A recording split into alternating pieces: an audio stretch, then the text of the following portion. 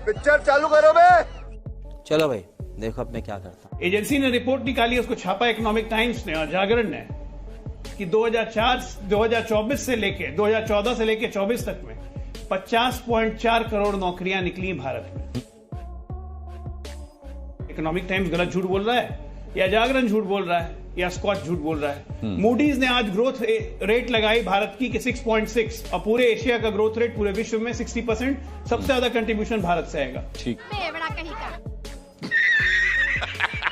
भाई वो मूडीज भी झूठ बोल रहा था, वर्ल्ड बैंक भी झूठ बोल रहा है, सब झूठ बोल रहे हैं भाई, यही सच्चे हैं। अकेले हरिश्चंद्र यही पैदा हुए हैं लोग, बाकी तो सब झूठ ही बोल रहे हैं। और मोदी जी ने तो 2 करोड़ नौकरियों का वादा किया था ना, तो 10 साल के हिसाब से तो 20 करोड़ नौकरी बनती है।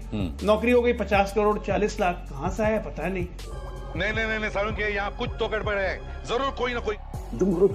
हवा में नौकरी जनरेट कर दिया। इकोनॉमिक टाइम्स को भी मोदी ने तक खरीद लिया, भाजपा ने खरीद लिया, जागरण को भी खरीद लिया है। जब सबको खरीद लिया है तो आप क्यों बचे हुए? नकारात्मक सोच, सिर्फ नकारात्मक सोच। जनता के सामने जाते हैं, सिर्फ नकारात्मक बात करते हैं। लवणे न भोजन। आज तक संविधान में सबसे ज्यादा संशोधन किसने किया? कांग्रेस पार्टी ने किया।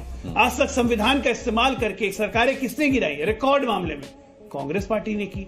अरे और तो और, तुष्टीकरण के चलते 42वां अमेंडमेंट लाके संविधान के प्रेमबल को मार दिया, बाबा साहब का अपमान किया। किसने किया? कांग्रेस ने किया। अच्छा। और जब सेकुलर और सोशलिस्ट संविधान में घुसा दिया, शहबानो केस में पूरा का पूरा संविधान पलट दिया संसद में ले जाके, सुप्रीम कोर्ट की इज्जत नहीं की। तो लगातार संविधान तोड़ने वाले, संविधान बदलने वाले, संविधान को छेड़छाड़ करने वाले हमें कहते हैं कि हम संविधान बदल देंगे। हमने क्या किया? हमने संविधान में संशोधन करके 10% आरक्षण बढ़वा दिया ईडब्ल्यूएस का, जिसको सुप्रीम कोर्ट तक मना नहीं कर पाई। अभी मजा आएगा ना भिड़ो। चलिए शुरू करते हैं। देखिए मेरे पास भी बड़े लंबे लंबे कागज हैं जहां लोकसभा में इन्हीं के लोगों ने राम सेतु पर सवाल उठाए हैं। तो इस तरीके की बातें ये ना करें।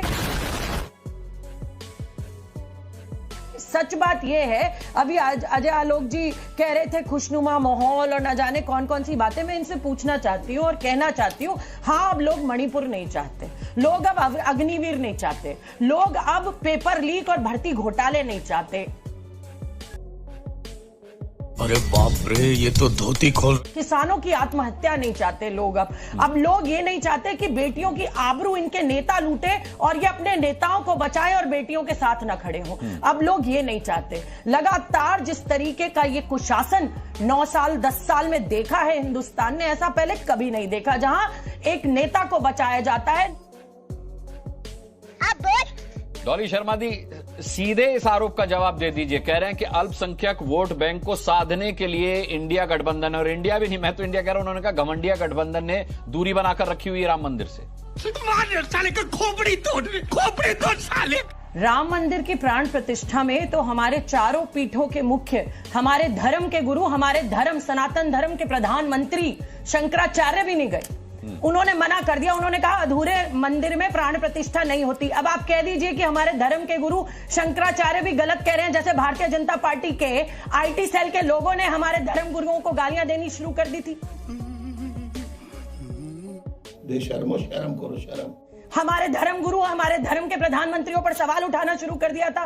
या हमारे धर्म के गुरु शंकराचार्य शंकर के अंश गलत थे। उन्होंने कहा कि हम इस प्राण प्रतिष्ठा का हिस्सा नहीं बनेंगे क्योंकि हमारे धर्म के साथ गलत हो रहा है, अधूरे मंदिर में प्राण प्रतिष्ठा नहीं होती। देखा आपने लापरवाही का नतीजा है। हम अपने धर्म को मानते हैं, हम सनातन धर्म में विश्वास रखते हैं, हम किसी पार्टी के अनुसार अपने धर्म को नहीं मानेंगे।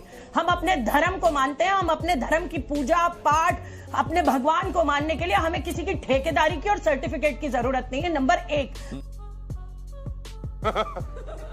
और नंबर 2, जब हमारे धर्म के प्रधानमंत्री शंकराचार्यों पर सवाल उठाया, इन लोगों ने गाली देना शुरू की, तब मैंने नहीं देखे आप लोगों को सवाल पूछते हुए कि ये भारतीय जनता पार्टी की आईटी सेल जो हमारे धर्म गुरुओं के लिए उल्टा सीधा लिख रही है, तब आपने डिबेट्स क्यों नहीं करी? कुछ नहीं पता।